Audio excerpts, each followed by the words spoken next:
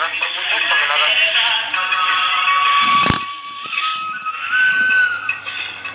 तो एक बार भगवान विष्णु जी सहस्त्र नाग पर बैठे बैठे बोर हो गए और उन्होंने धरती पर घूमने का विचार मन में किया। वैसे भी कई साल बीत गए थे। धरती पर आए और वो अपनी यात्रा की तैयारी में लग गए। स्वामी को तैयार होता देख कर लक्ष्मी माँ ने पूछा, आज सुबह सुबह कहाँ जाने की तैयारी हो रही है? तो विष्णु जी ने कहा कि हे लक्ष्मी जी, मैं धरती लोक पर घूमने जा रहा हूँ। तो कुछ सोच कर लक्ष्मी माँ ने कहा कि हे देव, क्या मैं भी आपके साथ चल सकती हूँ? तो भगवान विष्णु जी ने 2 पल सोचा, फिर कहा कि एक शर्त पर तुम मेरे साथ चल सकती हो। तुम धरती पर पहुंचकर उत्तर दिशा की ओर बिल्कुल मत देखना। इसके साथ ही माता लक्ष्मी जी ने हाथ के अपनी मन वाली और सुबह सुबह माँ लक्ष्मी जी और भगवान विष्णु जी धरती पर पहुंच गए। अभी सूर्य देवता निकल रहे थे। रात बरसात होकर हटी थी। चारों ओर हरियाली थी। उस समय चारों ओर बहुत शांति थी और धरती बहुत ही सुंदर दिख रही थी। और माँ लक्ष्मी जी मंत्र मुग्न होकर धरती को देख रही थी और भूल गई कि पति को क्या वचन देकर आई है। और चारों ओर देखती हुई कब उत्तर दिशा की ओर देखने लगी पता ही नहीं चला। उत्तर दिशा में माँ लक्ष्मी जी को एक बहुत ही सुंदर बगीचा नजर आया और उस तरह से बिनी खुशबू आ रही थी और बहुत ही सुंदर सुंदर फूल खिले थे। ये एक फूलों का खेत था और माँ लक्ष्मी जी बिना सोचे समझे उस खेत में गई और एक सुंदर सा फूल तोड़ लाई। लेकिन ये क्या जब माँ लक्ष्मी जी भगवान विष्णु जी के पास वापिस आई तो भगवान विष्णु जी की आंखों में आंसू थे। और भगवान विष्णु जी ने माँ लक्ष्मी जी को कहा कि कभी भी किसी से बिना पूछे उसका कुछ भी नहीं लेना चाहिए और साथ ही अपना वचन भी याद दिलाया। तो माँ लक्ष्मी जी को अपने भूल का पता चला तो उन्होंने भगवान विष्णु जी से इस भूल की माफी मांगी। तो भगवान विष्णु जी ने कहा कि जो तुमने जो भूल की है उसकी सजा तो तुम्हें जरूर मिलेगी। जिस माली के खेत से तुमने बिना पूछे फूल तोड़ा है, ये एक प्रकार की चोरी है और इसलिए अब तुम 3 साल तक मालिक के घर नौकर बनकर रहो। उसके बाद मैं तुम्हें वैकुंठ में वापिस बुलाऊंगा। तो माँ लक्ष्मी जी ने चुपचाप सर झुकाकर हाँ कर दी कि आज कल की लक्ष्मी थोड़े थी और माँ लक्ष्मी जी एक गरीब औरत का रूप धारण करके उस खेत के मालिक के घर गई। घर क्या, एक झोपड़ा था। जय स्वामीनारायण प्रभु जय स्वामीनारायण।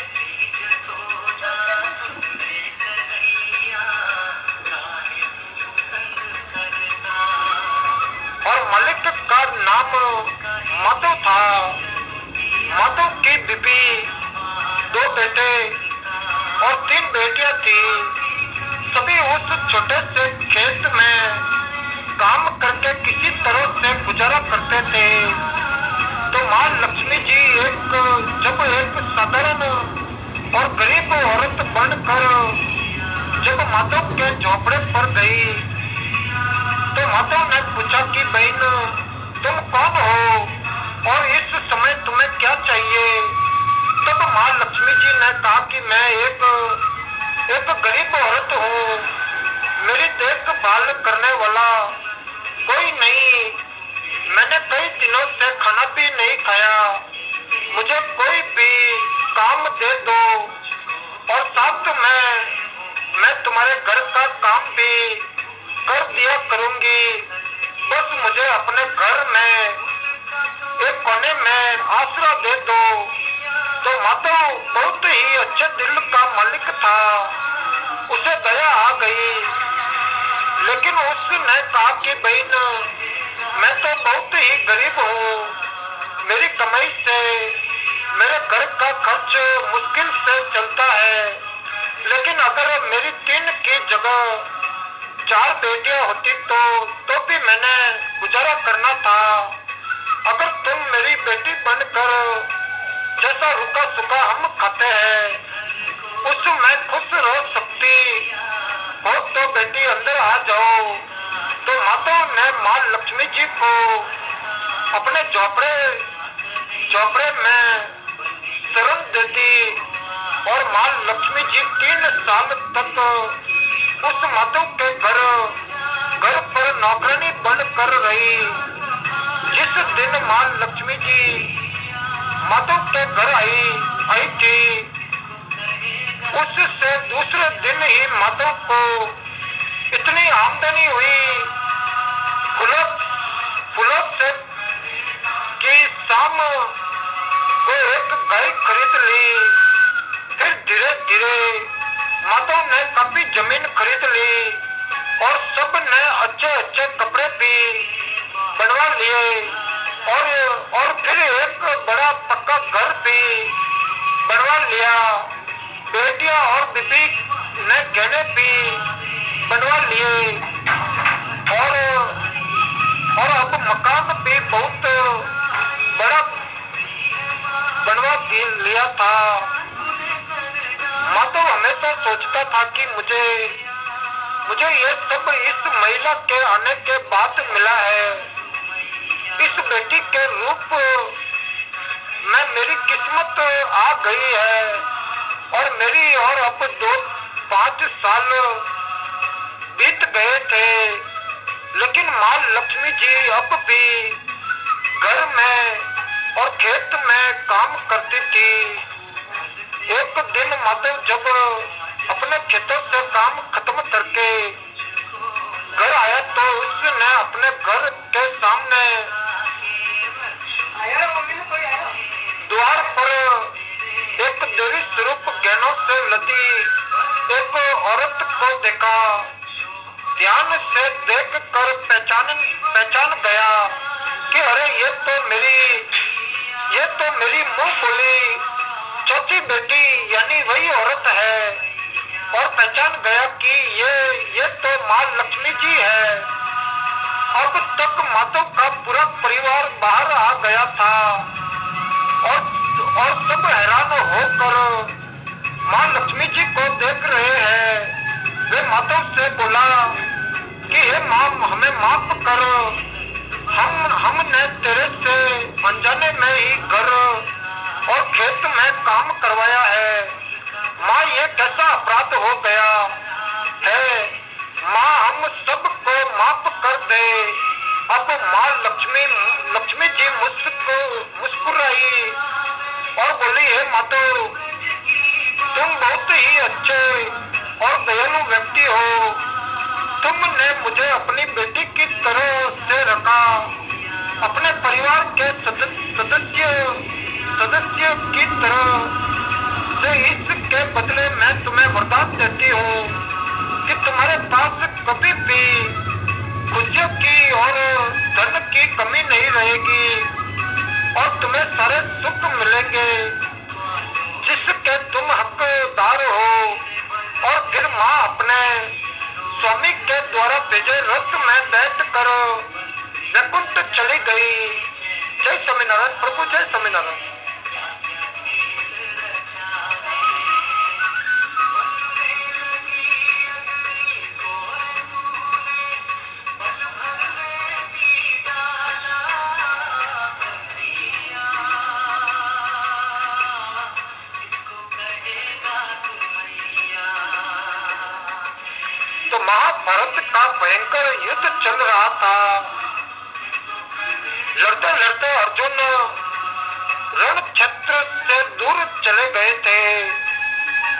की अनुपस्थिति में पांडवों को पराजित करने के लिए द्रोणाचार्य ने चक्रव्यूह की रचना की। अर्जुन पुत्र अभिमन्यु चक्रव्यूह भेदने के लिए उसमें घुस गया। उसने कुशलता पूर्वक चक्रव्यूह के 6 चरण भेद लिए, लेकिन 7वें चरण में उसे दुर्योधन, जयद्रथ आदि 7 महारथियों ने घेर लिया। जय स्वामीनारायण प्रभु, जय स्वामीनारायण।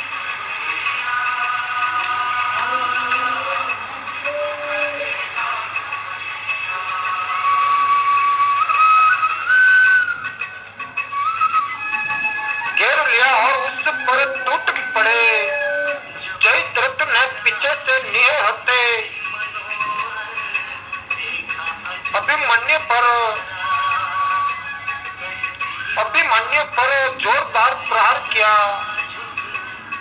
वह वार इतना तीव्र था कि अभिमन्यु उसे सहन नहीं कर सका और वीर गति को प्राप्त हो गया। अभिमन्यु की मृत्यु का समाचार सुनकर अर्जुन क्रोध से पागल हो उठा। उसने प्रतिज्ञा की कि यदि अगले दिन सूर्यास्त से पहले उसने जयद्रथ का वध नहीं किया तो वह आत्मदाह कर लेगा। जयद्रथ भयभीत होकर दुर्योधन के पास पहुंचा और अर्जुन की प्रतिज्ञा के बारे में बताया। दुर्योधन उसका भय दूर करते हुए बोला, चिंता मत करो मित्र, मैं और सारी कौरव सेना तुम्हारी रक्षा करेंगे। अर्जुन कल तुम तक नहीं पहुंच पाएगा और उसे आत्मदाह करना पड़ेगा। अगले दिन युद्ध शुरू हुआ। अर्जुन की आंखें जयद्रथ को ढूंढ रही थी, किंतु वह कहीं नहीं मिला। दिन बीतने लगा। धीरे धीरे अर्जुन की निराशा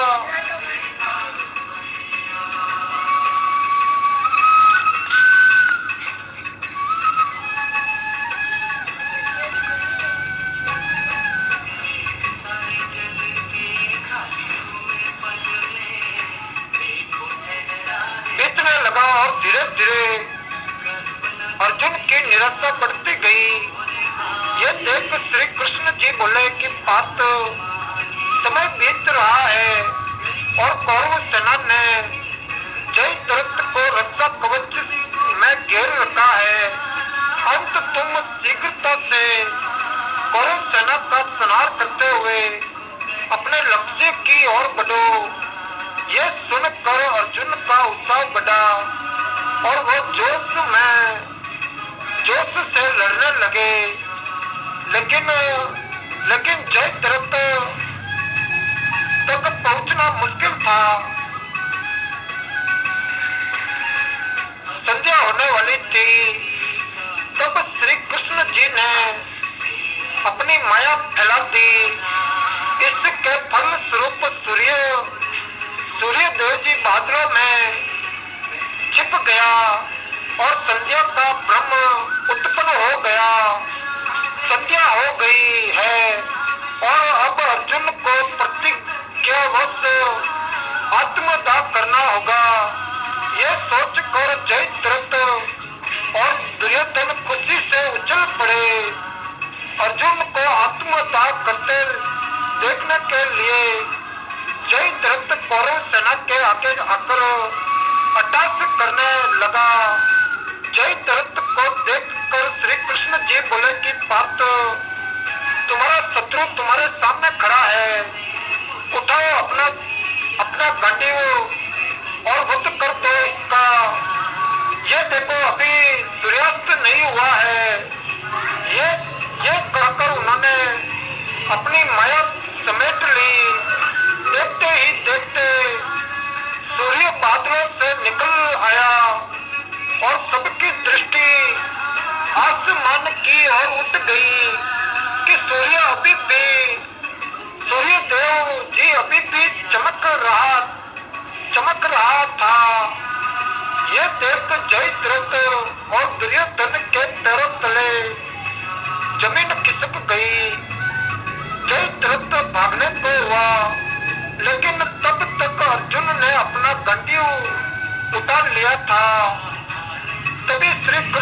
चेतावनी देते हुए बोले कि हे अर्जुन, जयद्रथ के पिता ने इसे वरदान दिया था कि जो इसका मस्तक जमीन पर गिराएगा उसका मस्तक भी 100 टुकड़ों में भी भक्त हो जाएगा। इसीलिए यदि इसका सिर जमीन पर गिरा तो तुम्हारे सिर के भी 100 टुकड़े हो जाएंगे। हे पार्थ, उत्तर दिशा में यहाँ से 100 योजन की दूरी पर जयद्रथ का पिता तप कर रहा है और तुम इसका मस्तक ऐसे काटो कि वह इसके पिता की गोद में जाकर गिरे।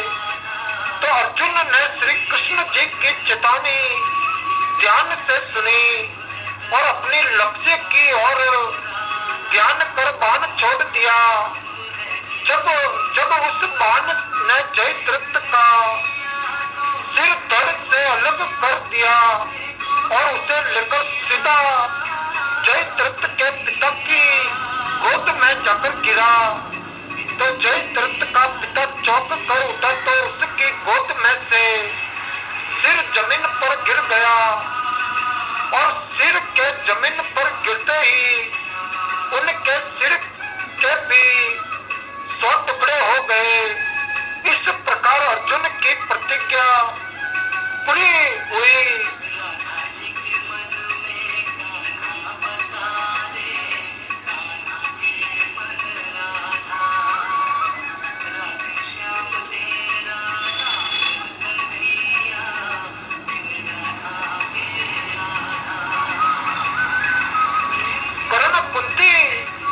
कुंती देवी जी का पुत्र था और पांडु के साथ कुंती जी का विवाह होने से पहले ही इसका जन्म हो चुका था।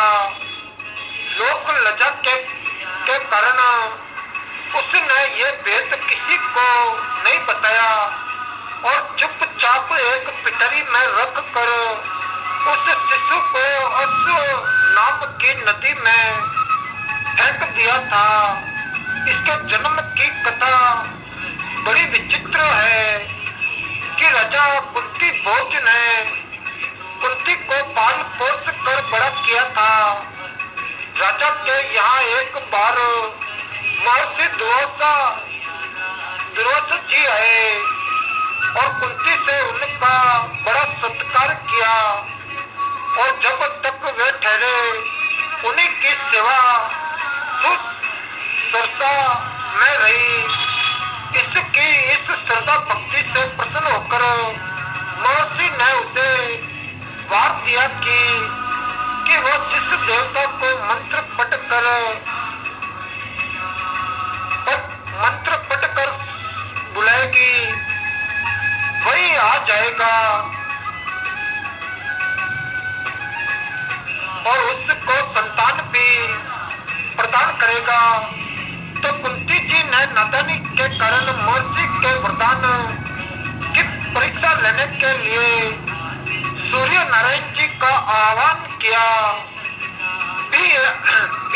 उसी सन सूर्य देव जी वहां आ गए और उन्हीं के सहवास के कारण कुंती के गर्भ से कर्ण का जन्म हुआ। जब पिटरी में रख कर इस शिशु को उसने फेंक दिया तो वह पिटरी बहती हुई आगे पहुंची। वहां अधिरथ ने कौतूहलवश उसे उठा लिया और खोल कर देख तो उसमें एक जीवित शिशु देख कर वह आश्चर्य करने लगा। अधिरथ उस शिशु की निर्वीय अवस्था पर करुणा करके उसे अपने घर ले आया और उसका पालन पोषण करने लगा। उसने उसे अपनी संतान समझा। बालक के शरीर पर कवच कुंडल देख कर उसको और भी अधिक आश्चर्य हुआ और तभी उसे लगा कि वह बालक कोई होनहार राजकुमार है, उसने उसका नाम वसुसेन रखा। वसु का अर्थ है धन, कवच कुंडल रूपी धन उसके पास था। विधाता ने ही उसको इसे दिया था, इसीलिए उसका नाम वसुसेन उचित ही था। वसुसेन जब कुछ बड़ा हुआ तो उसने शस्त्रों का अध्ययन करना आरंभ कर दिया। वह सूर्य देव जी का उपासक था। प्रातः काल से लेकर संध्या तक वह सूर्य जी की उपासना ही किया करता था। दानी भी बहुत बड़ा था। उपासना के समय कोई भी आकर उससे जो कुछ भी मांगता तो वह बिना हिचकिचाए उसको दे देता था। और मूल्य से और मूल्य वस्तु से उसको मोह नहीं था। उसका गौरव तो दानवीर कहलाने में था और अपने कृत्यों से उसने वास्तव में ये सिद्ध भी कर दिया कि वह दानवीर था। उसके समान दानी कौरवों और पांडवों में और कोई नहीं था। उसका परिचय तो हमें उस समय मिलता है जब इंद्र ब्राह्मण का वेश धारण करके उसके पास उसकी अमूल्य निधि कवच कुंडल मांगने गया था। उस समय कर्ण ने देवराज का स्वागत किया था और सहर्ष अपने कवच कुंडल उतार कर दे दिए थे। दान करते समय अपने हित या हित विचार ये नहीं करता था। यद्यपि सूर्य भगवान पहले उसे मना कर चुके थे कि वह इन कवच कुंडलों को किसी को भी न दे, लेकिन दानवीर कर्ण किसी याचक को निराश करके वापस लौटाना तो जानता ही नहीं था। कर्ण के इस साहस के कारण ही उसका नाम वेकर्तन पड़ा था। यदि इस कवच कुंडलों को वह नहीं देता तो कोई भी योद्धा उसे युद्ध में परास्त नहीं कर सकता था।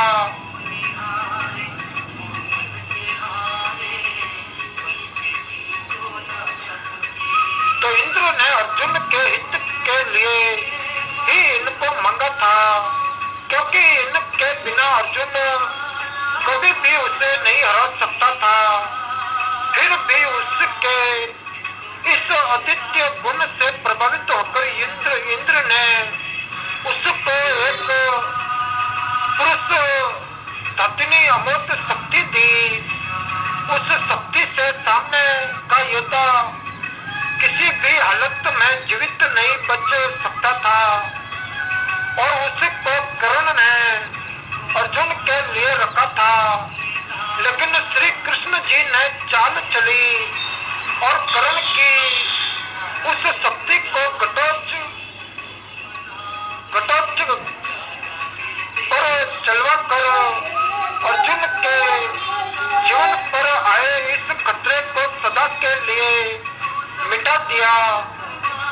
घटोत्कच जो आकाश में विचरण करके कौरवों पर अग्नि की वर्षा कर रहा था और जिसने एक बार तो सारी सेना को पूरी तरह विचलित कर डाला था, शक्ति लगते ही निर्जीव होकर पृथ्वी पर गिर पड़ा।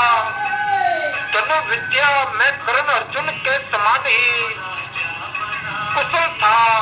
तो एक बार जब महाराज धृतराष्ट्र की आज्ञा से कौरव पांडवों की अस्त्र शिक्षा की परीक्षा के लिए एक समारोह किया गया था, तो अर्जुन ने अपने अस्त्र शिक्षा के कौशल से सबको चकित कर दिया था। उसने ऐसी ऐसी क्रियाएं कर दिखाई थी कि किसी भी युद्धक की हिम्मत नहीं होती थी कि उसका जवाब दे सके। एक विजेता की तरह के कौशल दिखाकर वह प्रशंसा लूट रहा था। दुर्योधन उस समय हतप्रभ सा होकर चुपचाप बैठा था।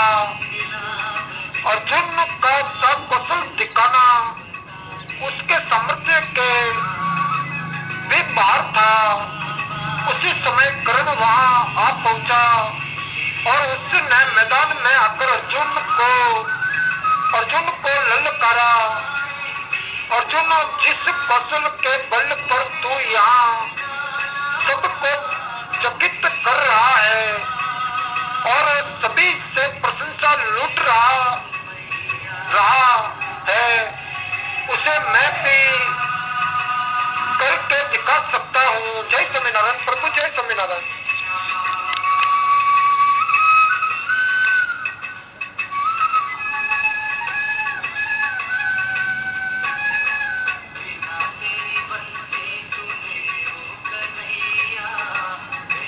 ये कहकर उसने धनुष पर बाण चढ़ाकर वही सब कुछ कर दिखाया जो अर्जुन ने किया था।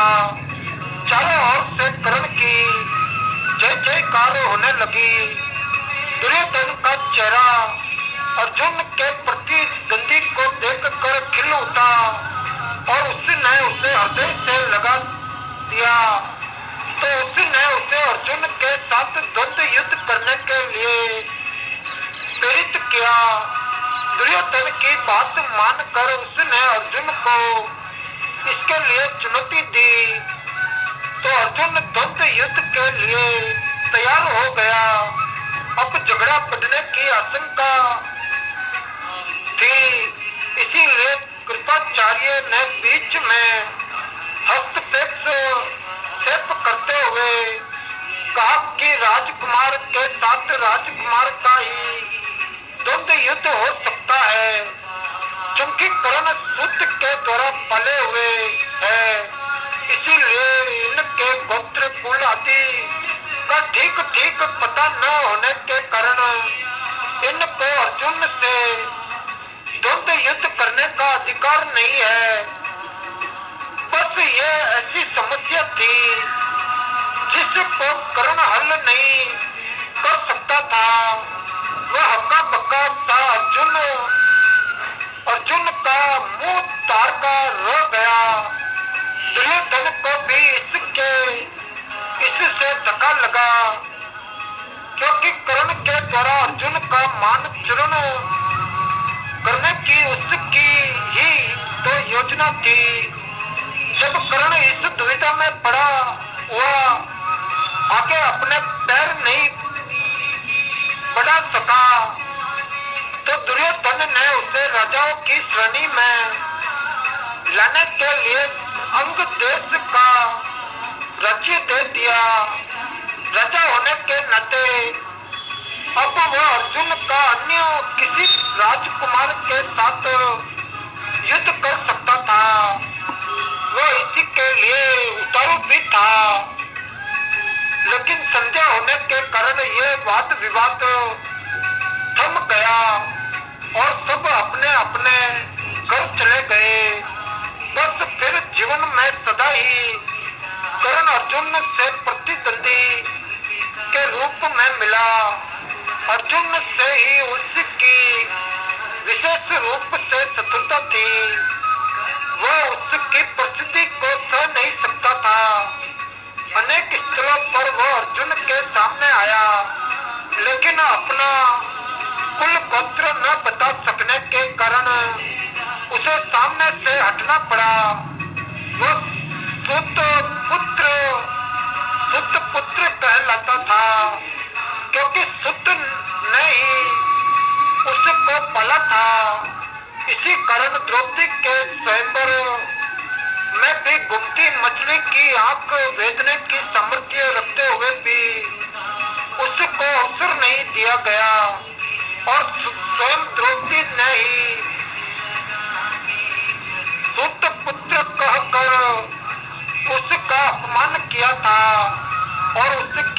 रानी बनने से इनकार कर दिया था।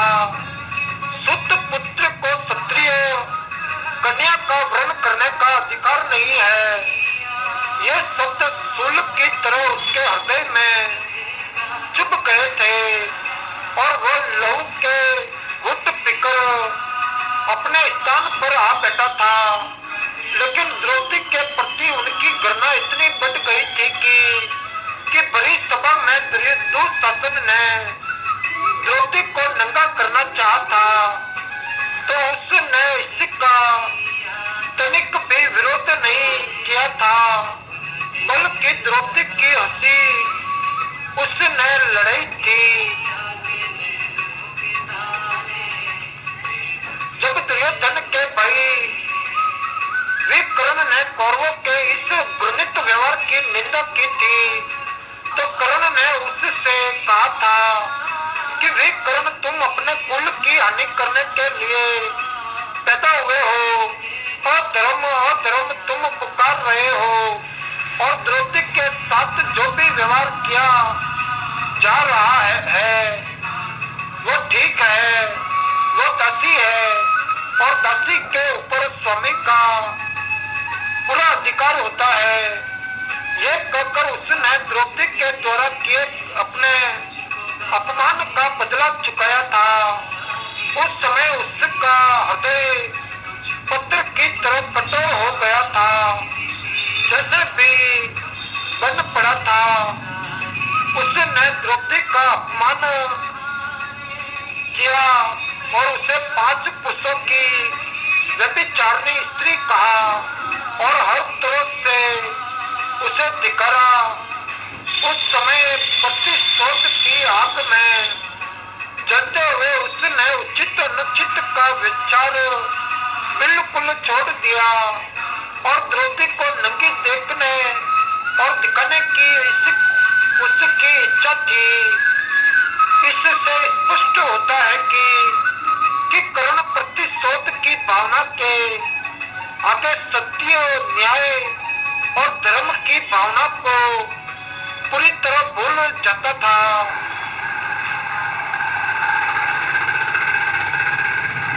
यह उसके चरित्र की दुर्बलता ही है। कर्ण स्वभाव से कुटिल भी था। वो दुर्योधन को इसी प्रकार कुछ चक्र रचने की सलाह दिया करता था, जैसे शकुनी देता था। जिस समय जुए में हार कर पांडव वनवास के लिए चले गए और दैत्य वन में वे अपना समय काट रहे थे, तो उस समय कर्ण और शकुनी की बातों में आकर ही दुर्योधन अपने परिवार के साथ पांडवों को छिड़ाने के लिए पहुंचा था। लेकिन यहाँ चित्रसेन नामक गंधर्व से इनका सामना हो गया और भीषण युद्ध हुआ। गंधर्व राजा ने अपने पराक्रम से सबको परास्त कर दिया और परिवार सहित सभी को उसने बंदी बना लिया। तो कर्ण तो अपने प्राण लेकर युद्ध स्थल से भाग ही गया था। फिर भी युधिष्ठिर जी के कहने और अर्जुन के भी प्रयास करने पर चित्रसेन ने दुर्योधन आदि को मुक्त कर दिया। कर्ण अहंकारी भी बहुत था, उसे अपने पराक्रम पर बड़ा घमंड था और बार बार दुर्योधन को प्रसन्न करने के लिए वो कहा करता था कि वो एक क्षण में ही अर्जुन को मार गिराएगा। इसके लिए भगवान परशुराम जी द्वारा सिखाए हुए अपने अस्त्र कौशल की दुहाई देता था। यहाँ तक कि भीष्म पितामह, गुरु द्रोणाचार्य आदि के सामने भी वह अपनी सखी बगाड़ने से बाज नहीं आता था। एक दिन पितामह से न रहा गया, उन्होंने इसे फटकारते हुए कहा, कि दुर्भिमानी कर्ण व्यर्थ की बात क्यों क्या करता है। खांडवदास के समय श्री कृष्ण जी और अर्जुन जी ने जो वीरता प्रकट की थी उसको याद करके तुझे लज्जित होना चाहिए। क्या तू श्री कृष्ण जी को साधारण व्यक्ति समझता है।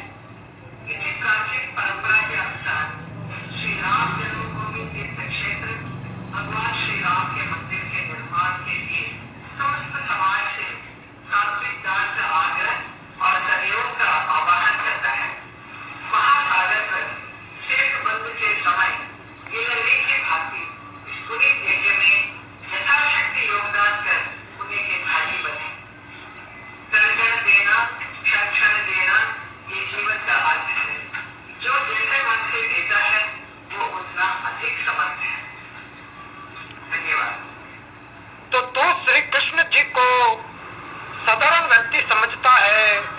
वे अपने चक्र से तेरी उस अमोघ शक्ति को खंड खंड कर देंगे। व्यर्थ दंभ करना एक सच्चे वीर का गुण नहीं है। तो पिता माँ की ये बात सुनकर कर्ण क्रुद्ध हो उठा और उसने जलाकर अपने शस्त्र फेंक दिए और कहा कि पिता माँ ने सभी के सामने मुझे लज्जित किया है। अब तो इनकी मृत्यु हो जाने पर ही मैं अपना पराक्रम दिखाऊंगा। इसी दुराग्रह के कारण जब तक भीष्म पितामह जीवित रहकर युद्ध करते रहे तो कर्ण ने युद्ध में हाथ नहीं बटाया। जब उसने सुन लिया कि वे धराशायी हो चुके हैं उस क्षण प्रसन्न होकर वो दुर्योधन के पक्ष में आकर शत्रु से युद्ध करने लगा। गुरु द्रोण के पक्षपात कौरव सेना का तीसरा सेनापति वही था। इस वृत्तांत से यही स्पष्ट होता है कि वह अत्यधिक क्रोधी स्वभाव का था और सदा अहंकार में उसकी बुद्धि डूबी रहती थी और इस कारण बुद्धिमानों की बातें भी बुरी लगती थी। इसके विपरीत अर्जुन धीर बुद्धि और विनयशील था। इस सब के होते हुए भी कर्ण अपनी बात का धनी था। जो कुछ भी वचन वह दे देता था उससे हटना तो वह जानता ही नहीं था। तो श्री कृष्ण जी ने उसे यह बता दिया था कि वह कुंती का ज्येष्ठ पुत्र है और साथ में उन्होंने उससे पांडवों की ओर मिल जाने का आग्रह भी किया था। लेकिन सब कुछ सुनकर भी उसने दुर्योधन के साथ विश्वासघात करना उचित नहीं समझा और श्री कृष्ण जी ने कहा था कि कर्ण भाइयों के विरुद्ध लड़कर उनको मारने की कामना करना पाप है। इसीलिए तुम कौरवों का साथ छोड़कर पांडवों का पक्ष ले लो। तो युधिष्ठिर जी तुम्हें अपना अग्रज मान कर अपना जीता हुआ साम्राज्य तुम्हें ही दे देंगे।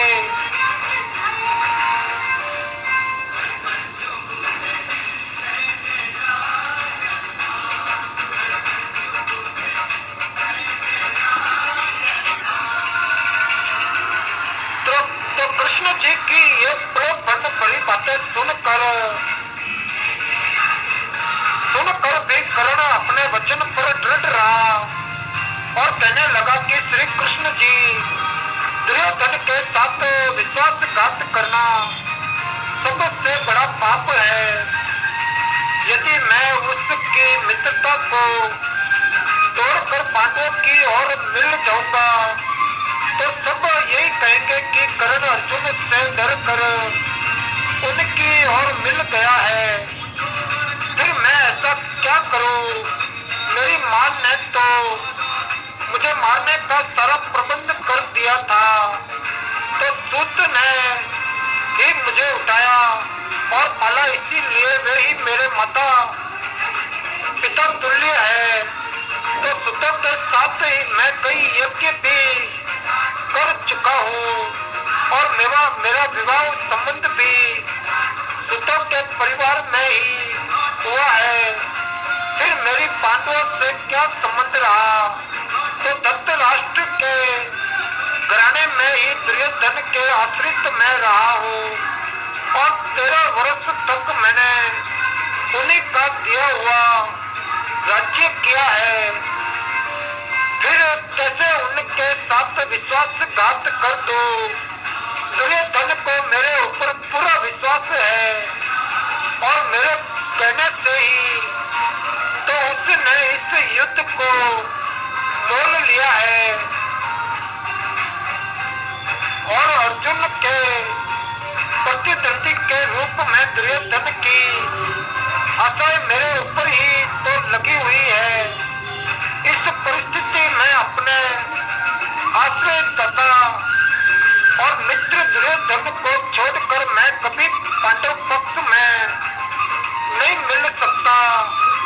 फिर यदि एक बार मैं मिल भी गया तो युधिष्ठिर तो जो राज्य मुझे देगा उसे अपने वचन के अनुसार मुझे दुर्योधन को देना होगा। इससे तो पांडवों का सारा प्रत्यय ही निष्फल चला जाएगा और ये सभी कुछ सोच विचार करो। मैं निश्चय पूर्वक कहता हूँ कि मैं मित्र दुर्योधन का साथ छोड़कर और किसी पक्ष में नहीं मिल सकता। लेकिन हाँ, ये वचन अवश्य देता हूँ कि युद्ध में मेरा प्रतिद्वंदी केवल अर्जुन ही है। उसके सिवा किसी पांडव का वध मैं नहीं करूंगा। तो कर्ण का ये कथन उसके चरित्र की महानता पर प्रकाश डालता है कि बात का कितना पक्का था। वो दानवीर दुर्योधन चाहे और धर्मी था, लेकिन उसका तो आश्रयदाता था। फिर वो उसके साथ छल कपट कैसे कर सकता था? अंत तक उसने दुर्योधन का साथ दिया और अपने आप को एक सच्चा मित्र प्रमाणित कर दिया। कर्तव्य के प्रति कर्ण पूरी तरह कठोर था। वो युधिष्ठिर जी तथा अर्जुन की तरह तय नहीं था कि पांडवों के विषय में ये ज्ञात होते ही कि ये उसके भाई है तो युद्ध करना बंद कर दे। एक बार मन में दृढ़ संकल्प करके उसको पूरी तरह निभाना ही उसके जीवन का उद्देश्य था। तो दुर्योधन की सहायता करना उसका कर्तव्य था। इससे पांडवों के प्रति जागृत हुआ और मातृत्व भाव भी उसे विचलित न कर सका। और फिर भी अर्जुन के प्रति कठोर और इच्छापूर्ण दृष्टि उसकी बनी ही रही। यहाँ तक कि स्वयं माता कुंती ने जाकर कर्ण को अपनी ओर मिलाने की इच्छा प्रकट की थी, लेकिन उस समय भी वह वीर अपने पक्ष से विचलित नहीं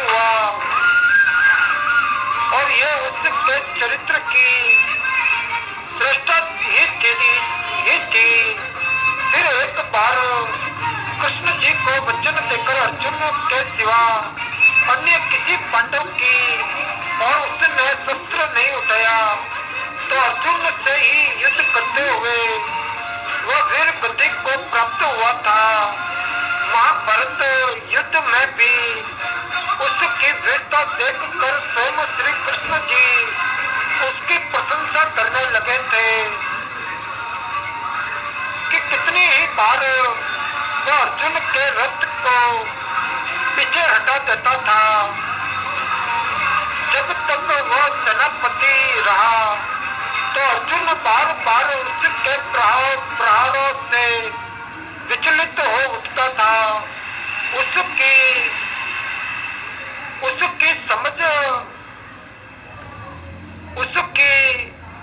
समझ में नहीं आता था कि वह कैसे इस परम योद्धा को परास्त करे। अंत में पूरी तरह निराश होकर उसने श्री कृष्ण जी की ओर देखा तो कर्ण के रथ का पहिया जमीन में घस गया था। वह उसे निकालने का प्रयत्न कर रहा था। उसी समय कृष्ण जी के इशारा करने पर अर्जुन ने अन्याय का आश्रय लेकर उसका वध किया।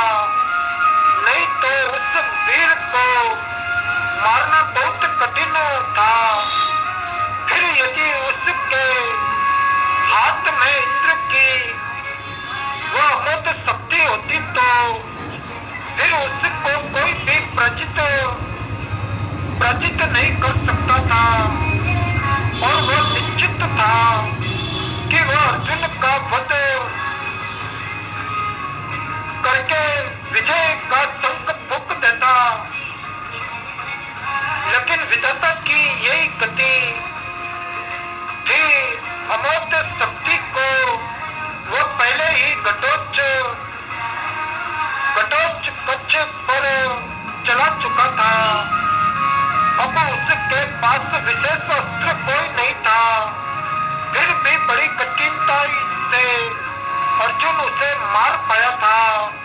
तो महाभारत में जहाँ भी उसके पराक्रम का वर्णन आया है वहाँ अर्जुन के बराबर ही उसको पराक्रमी माना गया है।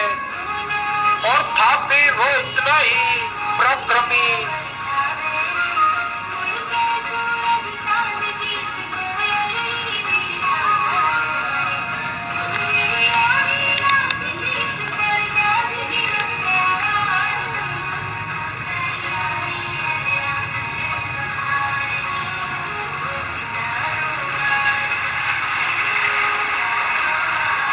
तो कर्ण के पराक्रम में दबा लगाने वाली एक बात यह है कि वह कपटी भी था और वह सदा सत्य और न्याय का ही आश्रय नहीं लेता था। उसने अल्प वयस्क राजकुमार अभिमन्यु का चक्रव्यूह के भीतर औरों के साथ मिलकर वध किया था। उसी ने उसके धनुष को काट गिराया था और फिर उस निहते बालक पर 6 महारथियों ने मिलकर आक्रमण किया था। जिनमें से एक वो भी था। और निहते बालक की हत्या करने का अपराध सदा उसके चरित्र के साथ लगा रहेगा। इसीलिए इतना पराक्रमी होने पर भी कर्ण अर्जुन की तरह महापुरुष की कोटि में नहीं जा सकता। उसका हृदय कलुषित था। इस तरह कर्ण के चरित्र पर दृष्टिपात करने से मालूम होता है कि वह किसी दृष्टि से महान था और अपने किन्हीं व्यवहारों के कारण पतित भी था। उसकी महानता उसके दानवीर होने में है। उसके दृढ़ संकल्प होने में है। उसके अपने मित्र और आश्रयदाता के विश्वास पात्र होने में है। लेकिन छल और कपट पूर्ण व्यवहार, व्यक्त का दंभ और क्रोध उसके चरित्र की गरिमा को कम करते हैं। वह इतना पराक्रमी था कि उसके मरते ही दुर्योधन का सारा धैर्य टूट गया था और अब उसे अपनी पराजय की आशंका निश्चित लगने लगी थी। और वही हुआ भी। कर्ण की मृत्यु के पश्चात कौरव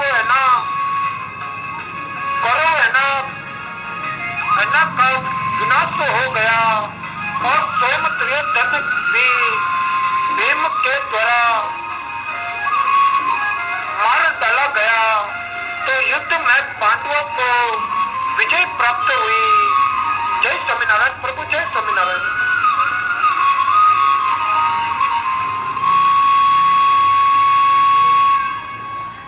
तो ये तो भगवान हनुमान जी को अनेक नामों से पुकारा जाता है, जिसमें से उनका एक नाम वायुपुत्र भी है, जिसका शास्त्रों में सबसे ज्यादा उल्लेख मिलता है।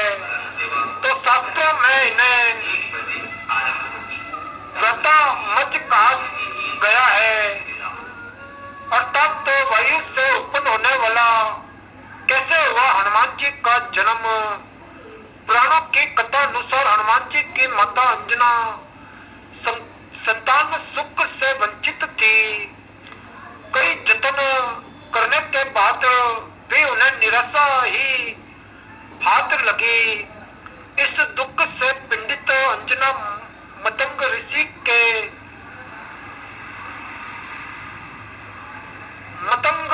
के पास गई।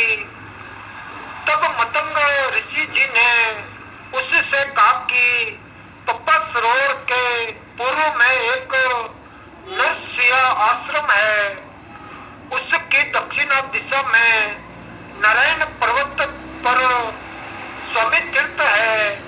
वहां जाकर उसमें स्नान करके 12 वर्ष तक तप है उपवास करना होगा, तब जाकर तुम्हें पुत्र सुख की प्राप्ति होगी। तो अंजना ने मतंग ऋषि है वो अपने प्रति केसरी से आज्ञा लेकर तप किया था। 12 वर्ष तक केवल वायु का ही भक्षण किया। तब वायु देवता ने अंजना की तपस्या से खुश होकर उसे वरदान दिया कि जिसके परिणाम स्वरूप चैत्र शुक्ल की पूर्णिमा को अंजना जी को पुत्र की प्राप्ति हुई। वायु के द्वारा उत्पन्न हुए इस पुत्र को ऋषियों ने वायु पुत्र नाम दिया। जय श्री राम प्रभु, जय श्री हनुमान।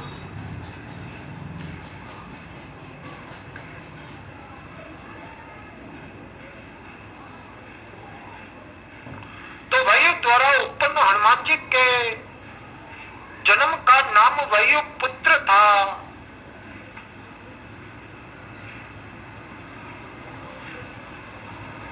तो जन्म का नाम वायु पुत्र था, परंतु उनका नाम हनुमान कैसे पड़ा, इसके पीछे भी एक रोचक घटना है।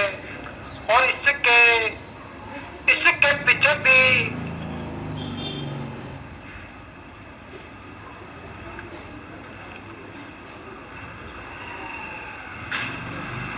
कि एक बार की बात है कि कपिराज केसरी कई बार गए हुए थे। माता अंजना भी बालक हनुमान जी को पालने में लिटा कर वन में फल फूल लेने चली गई थी। तो बालक हनुमान जी को भूख लगी और माता अंजना की अनुपस्थिति में ये कतरन करने लगे और सहसा इनकी दृष्टि उगते हुए सूर्य भगवान पर गई। तो हनुमान जी ने सूर्य जी को कोई लाल मीठा फल समझकर छलांग लगाई।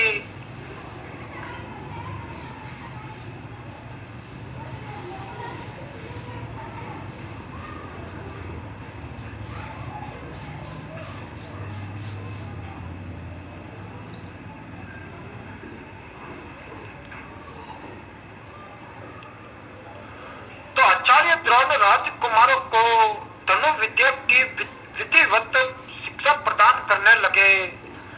उन राजकुमारों में अर्जुन के अत्यंत प्रतिभावन तथा गुरु भक्त होने के कारण वे द्रोणाचार्य के प्रिय शिष्य थे और द्रोणाचार्य का अपने पुत्र अश्वत्थामा पर भी विशेष अनुराग था। इसीलिए धनु विद्या में वे भी सभी राजकुमारों में अग्रणी थे, किंतु अर्जुन अश्वत्थामा से भी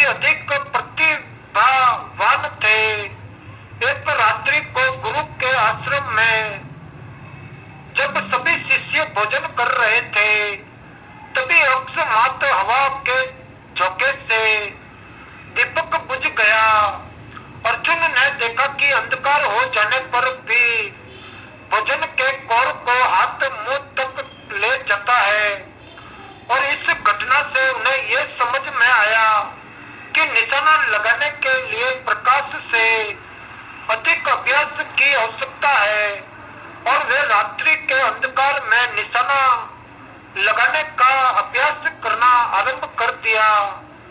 तो गुरु द्रोण उनके इस प्रकार के अभ्यास से अत्यंत प्रसन्न हुए। उन्होंने अर्जुन को धनु विद्या के साथ ही सात गदा, तोमर, तलवार आदि शस्त्रों के प्रयोग से निपुण कर दिया।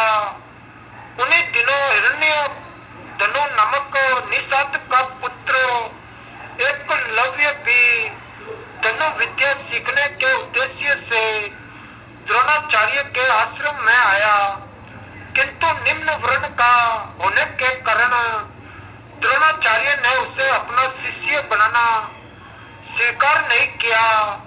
निराश होकर एकलव्य वन में चला गया। उसने द्रोणाचार्य जी की एक मूर्ति बनाई और उस मूर्ति को गुरु मानकर धनु विद्या का अभ्यास करने लगा। एकाग्र चित्त से साधना करते हुए अल्प काल में भी वह धनु विद्या में अत्यंत निपुण हो गया। एक दिन सारे राजकुमार गुरु द्रोण के साथ अकेट के लिए उसी वन में गए जहाँ पर एकलव्य आश्रम बनाकर धनु विद्या का अभ्यास कर रहा था। तो राजकुमारों का कुत्ता भटक कर एकलव्य के आश्रम में जा पहुंचा। एकलव्य को देखकर वह भौंकने लगा। इससे क्रोधित होकर एकलव्य ने उस कुत्ते को अपना बाण चला कर उसके मुंह को बाणों से भर दिया। एकलव्य ने इस कौशल से बाण चलाए थे कि कुत्ते को किसी प्रकार की चोट नहीं लगी, किंतु बाणों से बिंद जाने के कारण उसका भौंकना बंद हो गया। कुत्ते के लौटने पर जब अर्जुन ने धनु विद्या के उस कौशल को देखा तो वे द्रोणाचार्य से बोले कि हे गुरुदेव, इस कुत्ते के मुंह में जिस कौशल से बाण चलाए गए हैं उससे तो प्रतीत होता है कि यहाँ पर कोई मुझसे भी बड़ा धनुधर रहता है।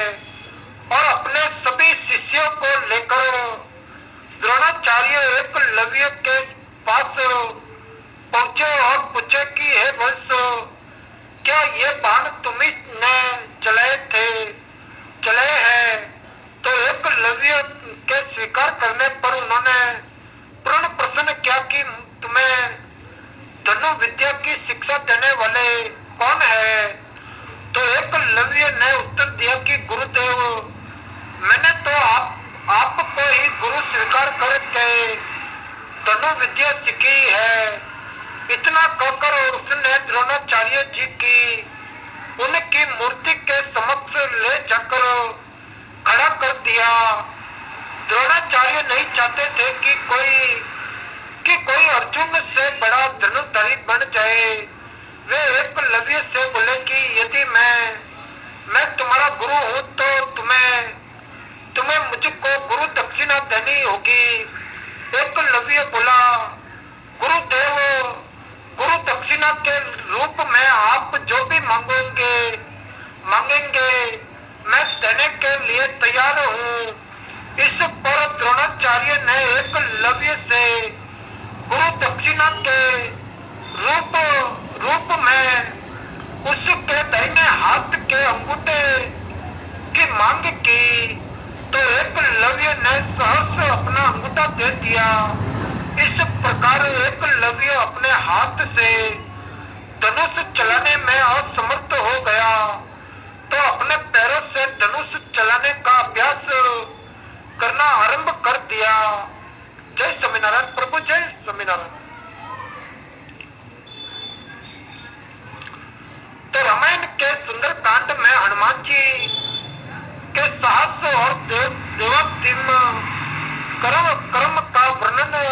किया गया है।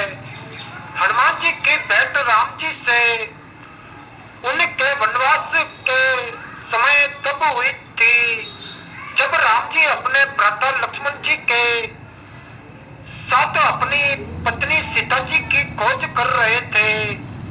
सीता माता जी को लंकापति रावण छल से हरण करके ले गया था, तो सीता जी को खोजते हुए दोनों भ्राता ऋषि मुख पर्वत के समीप पहुंच गए, जहां सुग्रीव अपने अनुयायियों के साथ अपने ज्येष्ठ भ्राता बाली से छिप कर रहते थे। तो वानर राज बाली ने अपने छोटे भ्राता सुग्रीव को एक गंभीर मिथ्या बोध के चलते अपने साम्राज्य से बाहर निकाल दिया था और वो किसी भी तरह से सुग्रीव के तर्क को सुनने के लिए तैयार नहीं था। साथ ही बाली ने सुग्रीव की पत्नी को भी अपने पास बलपूर्वक रखा हुआ था। राम जी और लक्ष्मण जी को आता देख सुग्रीव ने हनुमान जी को उनका परिचय जानने के लिए भेजा। तो हनुमान जी एक ब्राह्मण के वेश में थे और उनके समीप गए। हनुमान जी के मुख से प्रथम शब्द सुनते ही श्री राम जी ने लक्ष्मण जी से कहा कि कोई भी बिना वेद पुराण को जाने ऐसा नहीं बोल सकता जैसा इस ब्राह्मण ने बोला है। तो राम जी को उस ब्राह्मण के मुख से नेत्र, माथा, बाह या अन्य किसी भी शारीरिक संरचना से कुछ भी मिथ्या प्रतीत नहीं हुआ। तो राम जी ने लक्ष्मण जी से कहा कि इस ब्राह्मण के मंत्र मुग्न उच्चारण को सुन के तो शत्रु भी अस्त्र त्याग देगा। उन्होंने ब्राह्मण की और प्रशंसा करते हुए कहा कि वो नरेश राजा निसंकोच ही सफल होगा जिसके पास ऐसा गुप्तचर होगा। तो श्री राम जी के मुख से इन सब बातों को सुनकर हनुमान जी ने अपना वास्तविक रूप धारण किया और श्री राम जी के चरणों में नतमस्तक हो गए। श्री राम जी ने उन्हें उठाकर अपने हृदय से लगा लिया और उसी दिन एक भक्त और भगवान का हनुमान और प्रभु राम के रूप में अटूट और अनचल मिलन हुआ। तत्पश्चात हनुमान जी ने श्री राम जी और सुग्रीव जी की मित्रता करवाई। इसके पश्चात ही श्री राम जी ने बाली को मारकर सुग्रीव को उनका सम्मान और गौरव वापस दिलाया और लंका युद्ध में सुग्रीव ने अपनी वानर सेना के साथ श्री राम जी का सहयोग दिया। तो सीता माता जी की खोज में वानरों का एक दल दक्षिण तट पे पहुंच गया, मगर इतने विशाल सागर को लांघने का साहस किसी में भी नहीं था। स्वयं हनुमान जी भी बहुत चिंतित थे कि कैसे इस समस्या का समाधान निकाला जाए। उसी समय जामवंत और बाकी अन्य वानरों ने हनुमान जी को उनकी अद्भुत शक्तियों का स्मरण कराया और अपनी शक्तियों का स्मरण होते ही हनुमान जी ने अपना रूप विस्तार किया और पवन वेग से सागर को उड़ के पार करने लगे। रास्ते में उन्हें एक पर्वत मिला और उसमें हनुमान जी से कहा कि उनके पिता का उसके ऊपर कृण है। साथ ही उस पर्वत ने हनुमान जी से थोड़ा विश्राम करने का भी आग्रह किया, मगर हनुमान जी ने किंचित मात्र भी समय व्यस्त न करते हुए पर्वत राज को धन्यवाद किया और आगे चलकर उन्हें एक राक्षसी मिली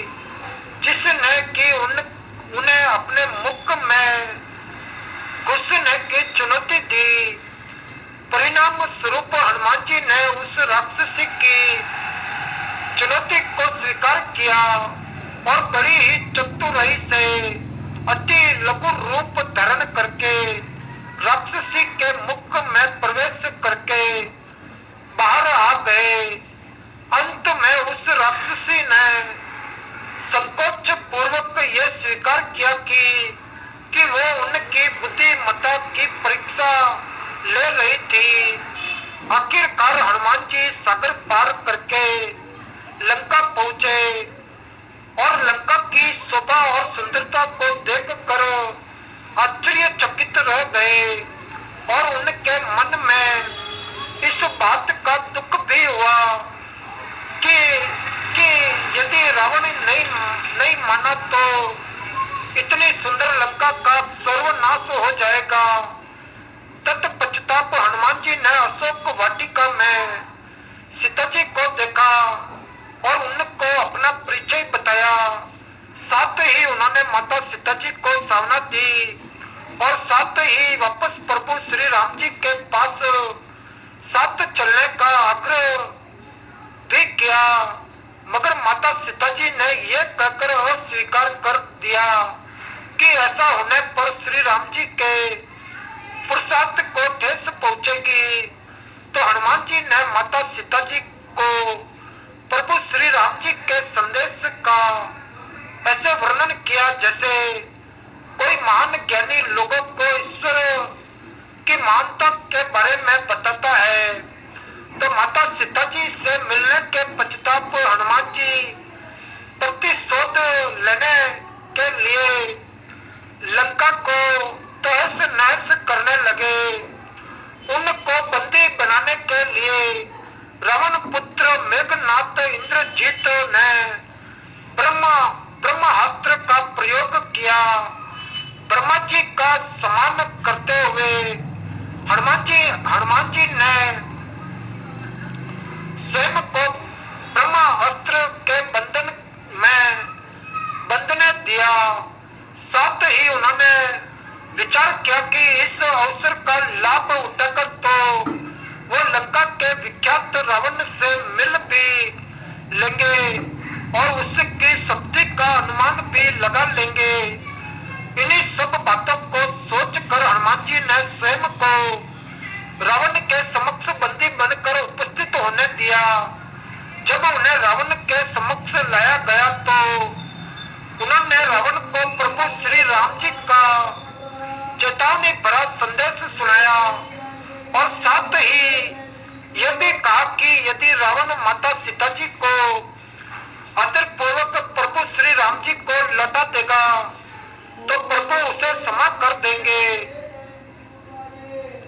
क्रोध में आकर रावण ने हनुमान जी को मृत्यु दंड देने का आदेश दिया, मगर रावण के छोटे भाई विभीषण ने यह कहकर बीच बचाव किया कि एक दूत को मारना आचार संहिता के विपरीत है। और यह सुनकर रावण ने हनुमान जी की पूंछ में आग लगाने का आदेश दिया। जब रावण के सैनिक हनुमान जी की पूंछ में कपड़ा लपेट रहे थे तब हनुमान जी ने अपनी पूंछ को खूब लंबा कर लिया और सैनिकों को कुछ समय तक परेशान करने के पश्चात पूंछ में आग लगाने का अवसर दे दिया।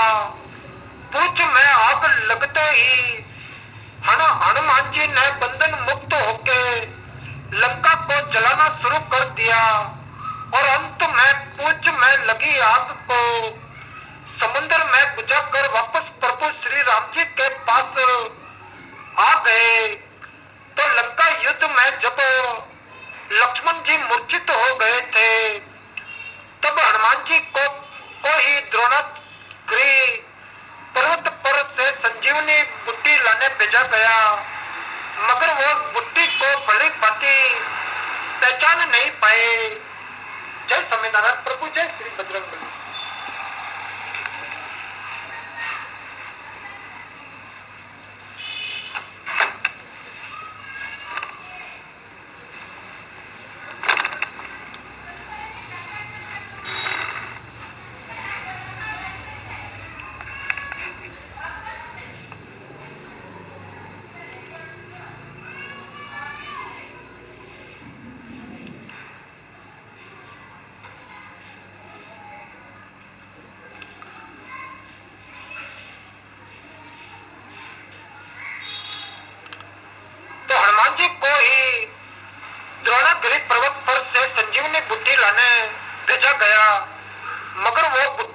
भली भांति पहचान नहीं पाए और पूर्ण अपने पराक्रम का परिचय देते हुए वो पूरा द्रोणगिरी पर्वत ही रणभूमि में उठा लाए और परिणाम स्वरूप लक्ष्मण जी के प्राण की रक्षा की। भावुक होकर श्री राम जी ने हनुमान जी को हृदय से लगा लिया और बोले कि हनुमान, तुम मुझे भ्राता भरत की भांति ही प्रिय हो। तो हनुमान जी का पंचमुखी अवतार भी रामायण युद्ध की एक घटना है। वही रावण जो कि काले जादू का ज्ञाता था, उसने राम जी और लक्ष्मण जी का सोते समय हरण कर लिया और उन्हें भी मोहित करके पाताल लोक में ले गया। उनकी खोज में हनुमान जी भी पाताल लोक पहुंच गए। पाताल लोक के मुख्य द्वार एक युवा प्राणी मकर ध्वज पहरा देता था, जिसका आधा शरीर मछली का और आधा शरीर बानर का था। तो मकर ध्वज के जन्म की कथा भी बहुत रोचक है। यद्यपि हनुमान ब्रह्मचारी थे, मगर मकर ध्वज उनका ही पुत्र था। लंका दहन के पश्चात जब हनुमान जी पूंछ में लगी आग को बुझाने समुद्र में गए तो उनके पसीने की बूंद समुद्र में गिर गई और उस बूंद को एक मछली ने पी लिया और वो गर्भवती हो गई। इस बात का पता तब चला जब उस मछली को अही रावण की रसोई में लाया गया और मछली के पेट में से जीवित बच्चे उस विचित्र प्राणी को निकाला गया।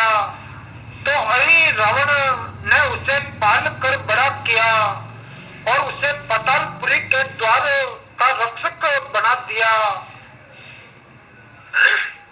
तो हनुमान जी इन सभी बातों से अन्य भिन्न थे। यद्यपि मकर ध्वज को पता था कि हनुमान जी उसके पिता है, मगर वो उन्हें पहचान नहीं पाया क्योंकि उसने पहले कभी उन्हें देखा नहीं था। जब हनुमान जी ने अपना परिचय दिया तो वो जान गया कि ये मेरे पिता है, मगर फिर भी उसने हनुमान जी के साथ युद्ध करने का निश्चय किया क्योंकि पातालपुरी के द्वार की रक्षा करना उसका प्रथम कर्तव्य था। तो हनुमान जी ने बड़ी आसानी से उसे अपने अधीन कर लिया और पातालपुरी के मुख्य द्वार पर बांध दिया। पातालपुरी में प्रवेश करने के पश्चात हनुमान जी ने पता लगा लिया कि अही रावण का वध करने के लिए उन्हें 5 दीपकों को एक साथ बुझाना पड़ेगा। अंत उन्होंने पंचमुखी अवतार श्री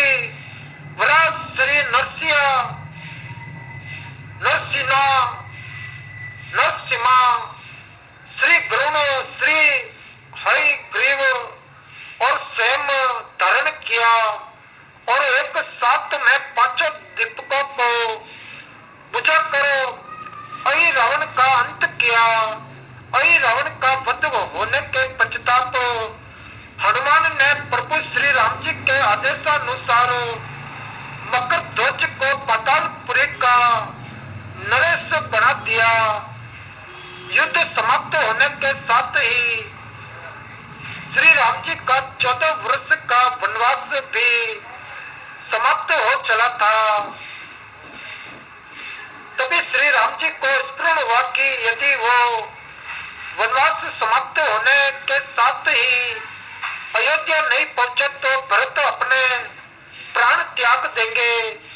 साथ ही उनको इस बात का भी आभास हुआ कि उन्हें वहां वापस जाने में अंतिम दिन से थोड़ा विलंब हो जाएगा। इस बात को सोचकर श्री राम जी चिंतित थे, मगर हनुमान जी ने अयोध्या जाकर श्री राम जी के आने की जानकारी दी और भरत के प्राण बचाकर श्री राम जी को चिंता मुक्त किया। तो अयोध्या में राज्य अभिषेक होने के बाद प्रभु श्री राम जी ने उन सभी को सम्मानित करने का निर्णय लिया जिन्होंने लंका युद्ध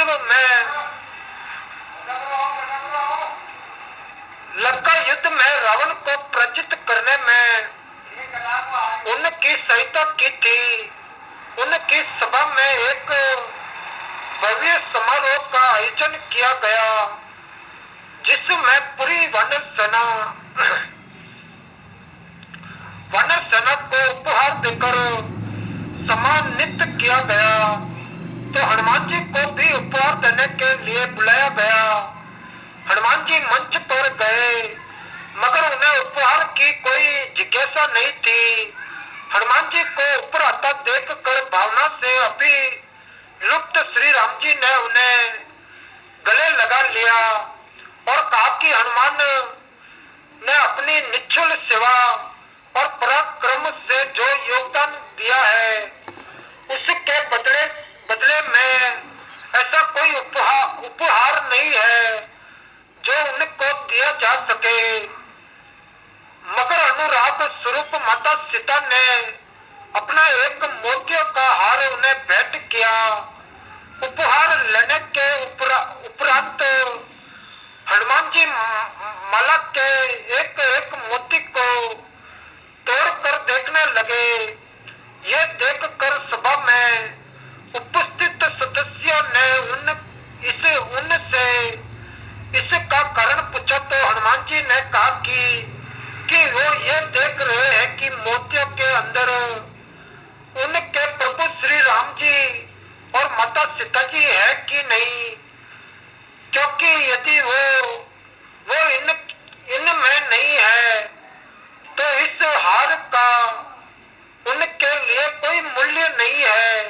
ये सुनकर कुछ लोगों ने कहा कि हनुमान के मन में प्रभु श्री राम जी और माता सीता जी के लिए उतना प्रेम नहीं है जितना कि उन्हें लगता है कि इतना सुनते ही हनुमान जी ने अपनी छाती चीर के लोगों को दिखाई और सभी ये देख कर स्तब्ध रह गए कि वास्तव में उनके हृदय में प्रभु श्री राम और माता सीता जी की छवि विद्यमान थी।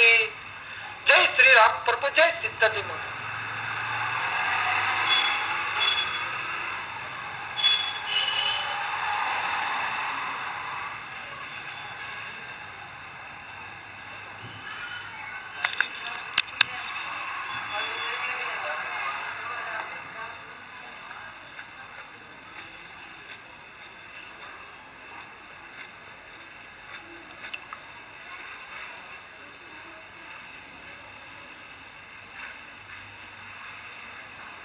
और इसी दिन जय स्वामीनारायण प्रभु, जय स्वामीनारायण। इसी दिन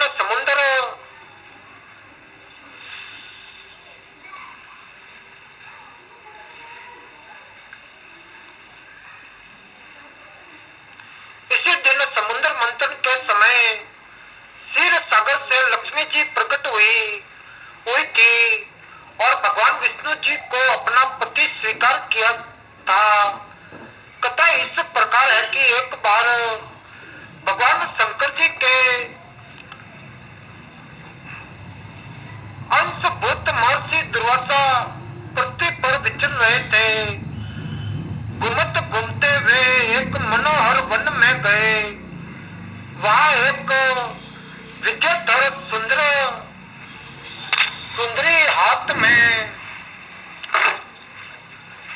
हाथ में पारिजात पुष्पों की माला लिए खड़ी थी। वो माला दिव्य पुष्पों की बनी थी। उसकी दिव्य गंध से समस्त वन प्रांत सुवासित हो रहा था। दुर्वासा ने विद्याधरी से वह मनोहर माला मांगी तो विद्याधरी ने उन्हें आदर पूर्वक प्रणाम करके वह माला दे दी। माला लेकर उन्मत्त वेशधारी मुनि ने अपने मस्तक पर डाल ली और प्रण पृथ्वी पर भ्रमण करने लगे।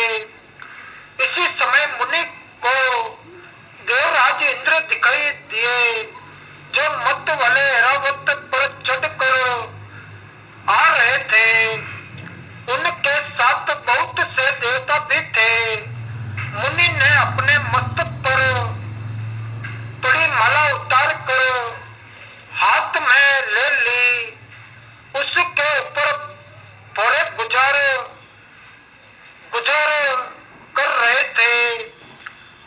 जब देवराज समीप आए तो दुर्वासा ने पागलों की तरह वह माला उनके ऊपर फेंक दी और देवराज ने उसे ऐरावत के मस्तक पर डाल दिया। ऐरावत ने उसकी तीव्र गंध से आकर्षित हो सुंड से माला उतार ली और सूंघ कर पृथ्वी पर फेंक दी। ये देख दुर्वासा क्रोध से जल उठे और देवराज इंद्र से इस प्रकार बोले कि अरे ओ इंद्र, ऐश्वर्य के घमंड से तेरा हृदय दूषित हो गया है। तुझ पर जड़ता छा रही है। तभी तो मेरी दी हुई माला का तूने आदर नहीं किया है। यह माला नहीं थी, लक्ष्मी जी का धाम थी और माला लेकर तूने प्रणाम तक नहीं किया। इसीलिए तेरे अधिकार में स्थित 3 लोगों की लक्ष्मी शीघ्र ही अदृश्य हो जाएगी। यह शाप सुनकर देवराज इंद्र घबरा गए और तुरंत ही ऐरावत से उतर कर मुनि के चरणों में पड़ गए। उन्होंने दुर्वासा को प्रसन्न करने की लाख चेष्टाएं की, किंतु महर्षि तस से मस न हुए। उल्टे इंद्र को फटकार कर वहां से चल दिए। इंद्र भी ऐरावत पर सवार हो अमरावती को लौट गए। तब से तीनों लोगों की लक्ष्मी जी नष्ट हो गई। इस प्रकार त्रिलोकी के वीरहीन, श्रीहीन एवं सत्यवर्ती व रहित हो जाने पर दानवों ने देवताओं पर चढ़ाई कर दी। देवताओं में अब उत्साह कहाँ रह गया था। सबने हार मान ली। फिर सभी देवता ब्रह्मा जी की शरण में गए तो ब्रह्मा जी ने उन्हें भगवान विष्णु जी की शरण में जाने की सलाह दी तथा सबके साथ वे स्वयं भी क्षीर सागर के उत्तर तट पर गए।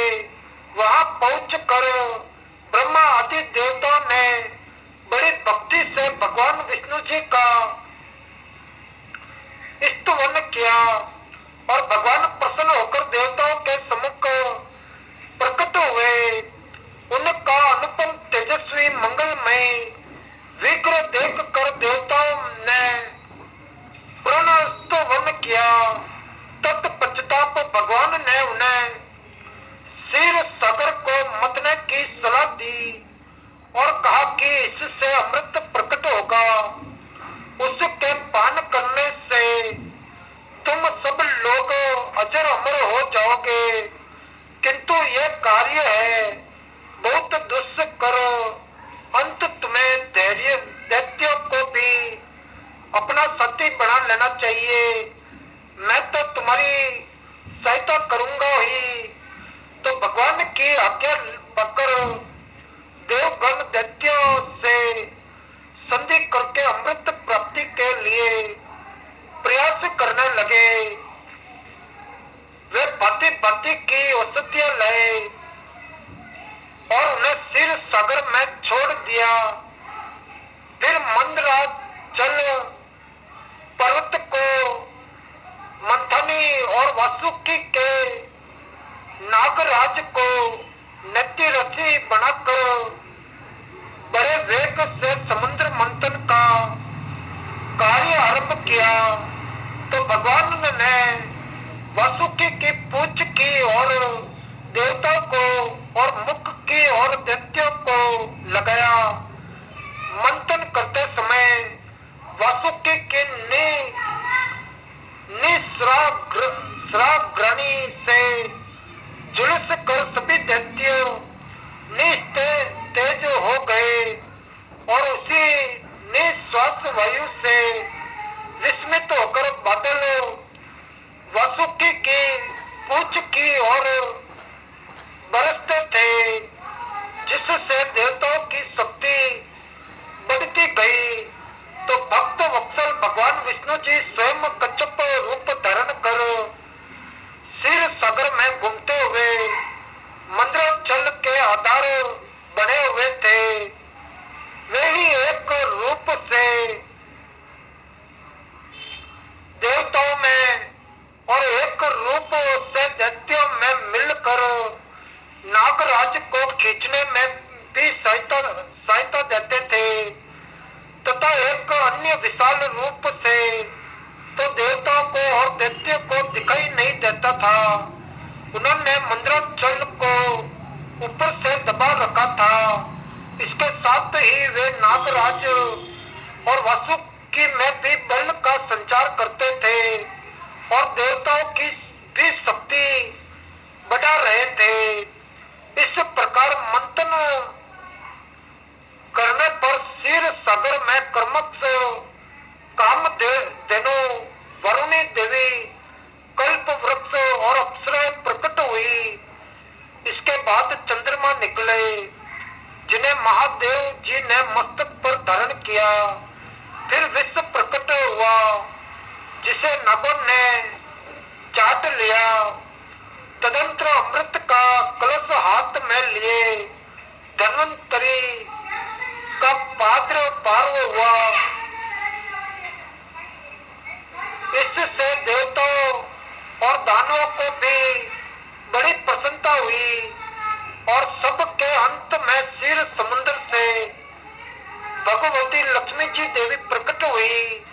वे खिले हुए कमल के आसन पर विराजमान थी। उनके अंगों की दिव्य क्रांति सब और प्रकाशित हो रही थी। उनके हाथ में कमल शोभा पा रहा था। उनका दर्शन कर देवता और महर्षि गण प्रसन्न हो गए। उन्होंने वैदिक श्री सूत जी का पाठ करके लक्ष्मी देवी जी का स्तवन करके दिव्य वस्त्राभूषण अर्पित किए।